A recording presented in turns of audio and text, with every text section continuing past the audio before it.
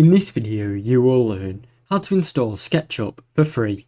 Visit the SketchUp official website. Go to the official SketchUp website, then look for Try SketchUp or Start Modeling button. Choose a free version. Select SketchUp Free, which is a web-based version that runs in your browser, which is no download required.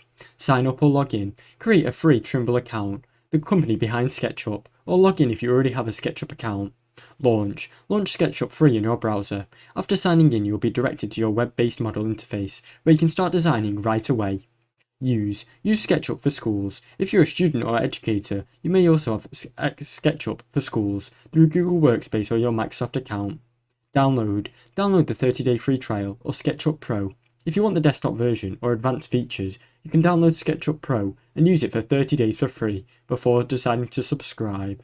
Now you know how to install SketchUp for free in 2025. Thanks for watching. Don't forget to like and subscribe.